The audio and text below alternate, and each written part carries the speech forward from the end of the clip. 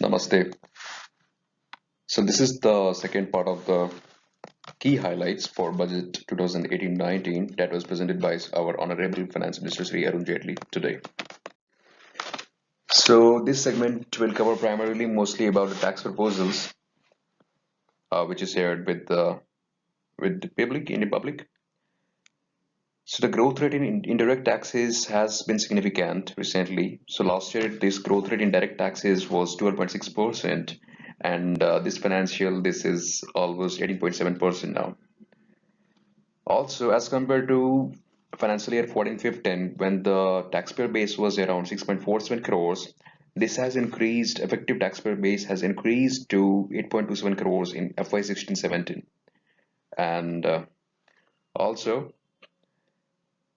so 100% deduction is allowed in respect of profit for farmer producer organizations to support operations green and Sampada Yojana. So sometime back, the corporate tax rate was reduced to 25% for companies with turnover of up to 50 crores.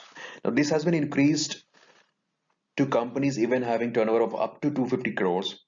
So, lower tax rate will leave companies with higher investable surplus, which in turn will create more jobs. So, this step has been taken to uh, indirectly help companies with more money in their hands, and that will eventually help with more production as well as more jobs in the economy, which is of course a top priority right now. With regards to the salaried class, so there is no change in income tax slabs for individuals, so which is not such a happy face for many individuals here.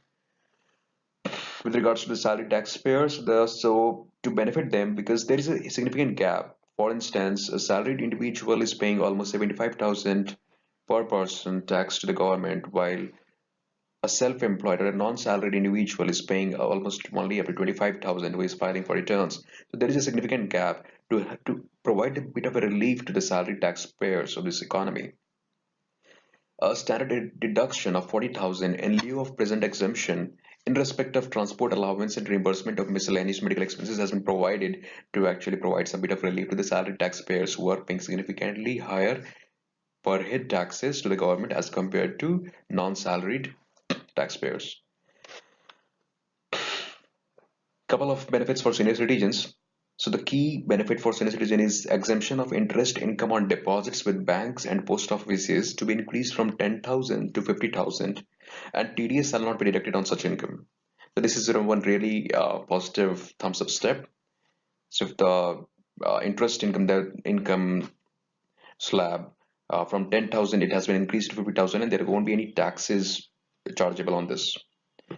Similarly, there were a couple of more pointers for senior citizens.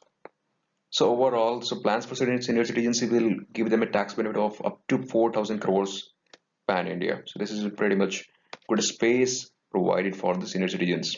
So they will get a bit of a relief from the biting tax structures there. Prime Minister via Vandana Yojana. Under this scheme, so 8% of assured returns is provided under LIC. This is managed by LIC. And the limit on investment was previously 7.5 lakhs. This has been increased to 15 lakhs to drive people to invest more in this particular scheme and maintain balances as well as earn significant returns while also ensuring it to be an insurance program.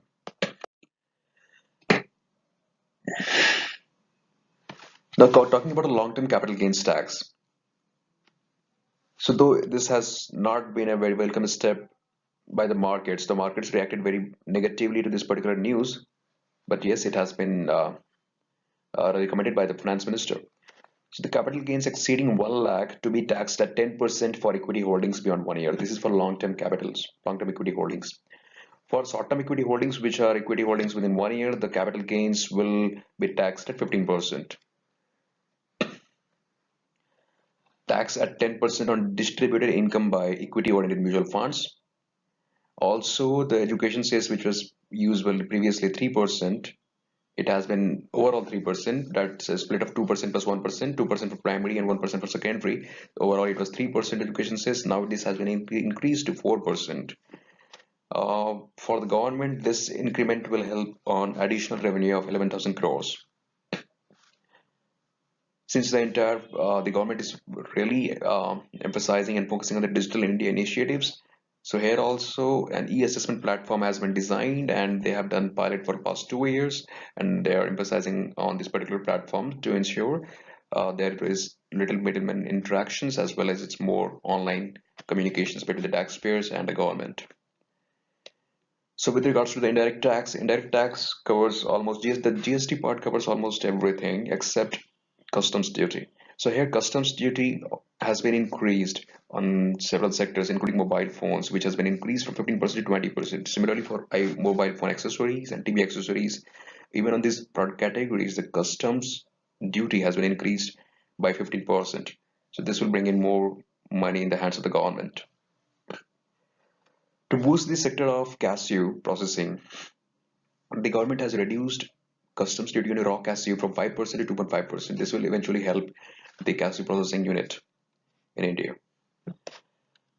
In addition, a social welfare surcharge. So previously on imported goods, education cess used to be levied upon. Now this has been replaced by a social welfare surcharge, which will be 10% of aggregate of customs duty on these imported products. Well, this is not on all the products, all the imported products. This will be only on, of course, on several imported products, but a few set of products, goods which were exempted from this cess, education cess. Here also, those set of goods will continue to be exempted from social welfare surcharge.